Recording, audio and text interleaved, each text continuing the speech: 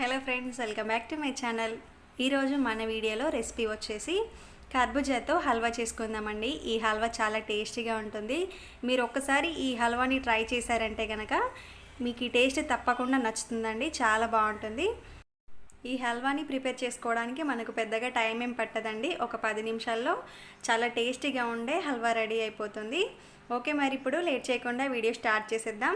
ఈ వీడియోని చూసే ముందు మీలో ఎవరైనా మన ఛానల్కి కొత్తగా వస్తే మన ఛానల్ని తప్పకుండా సబ్స్క్రైబ్ చేసుకోండి. మీరు సబ్స్క్రైబ్ చేసుకోవడం వల్ల నేను పెట్టిన ప్రతి వీడియో కూడా మీకు నోటిఫికేషన్లో వస్తుంది. ఇప్పుడు నేను ఇక్కడ ఒక హాఫ్ కర్బూజాని తీసుకున్నాను.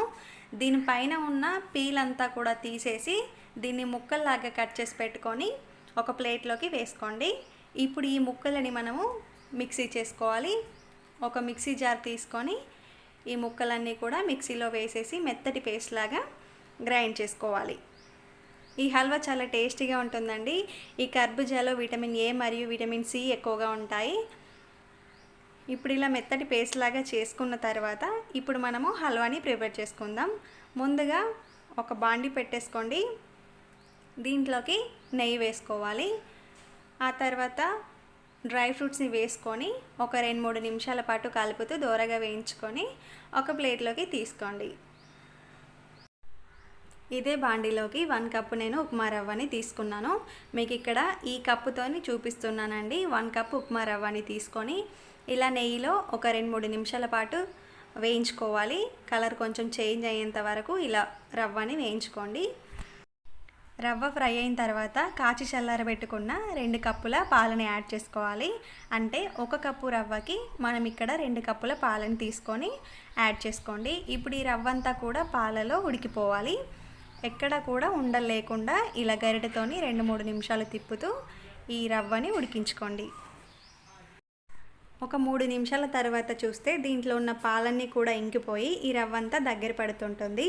ఇప్పుడు దీంట్లోకి మనము పేస్ట్గా చేసి పెట్టుకున్న కర్బూజాని దీంట్లోకి వేసుకొని ఒక 2 నిమిషాల పాటు నిదానంగా కలుపుతూ ఉండండి. ఎక్కడ కూడా ఉండలు లేకుండా స్టవ్ని మీడియం ఫ్లేమ్లో పెట్టేసుకొని కలుపుకోండి.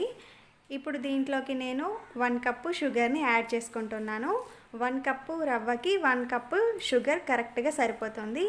మీరు కొద్దిగా స్వీట్ తింటే కనుక ఇంకాస్త కూడా మీరు యాడ్ చేసుకోవచ్చు. ఈ చక్కెర అంతా కూడా కలిసే విధంగా ఒక 2 నిమిషాల పాటు ఇలా నిదానంగా కలుపుతూ ఉండండి. ఇప్పుడు దీంట్లోకి ఇలాచీ పౌడర్ని వేసుకోండి. ఒకవేళ మీ దగ్గర ఇలాచీ పౌడర్ లేకపోతే 2 ఇలాచీలను కూడా వేసుకోవచ్చు. నేను ఇలాచీ వేసిన క్లిప్ ఒకటి మిస్ అయిపోయిందండి. మీరు మాత్రం ఖచ్చితంగా యూజ్ చేయండి. ఇప్పుడు దీనిపైన మూత పెట్టేసుకొని మరొక 3 నిమిషాలు ఉడికించుకోండి. ఇప్పుడు మూత తీసిన తర్వాత మనకు ఈ హల్వా ఇలా దగ్గర పడిపోతుంది. దీనిపైన ఇప్పుడు ఫ్రై చేసుకున్న డ్రై ఫ్రూట్స్ని వేసుకోండి. అంతే అండి, చాలా టేస్టీగా ఉండే హల్వా మనకి రెడీ అయిపోతుంది. చాలా అంటే చాలా బాగుందండి. మీరు కూడా ఒకసారి ట్రై చేయండి. ట్రై చేసిన తర్వాత ఎలా వచ్చిందనేది నా కింద కామెంట్లో షేర్ చేయండి.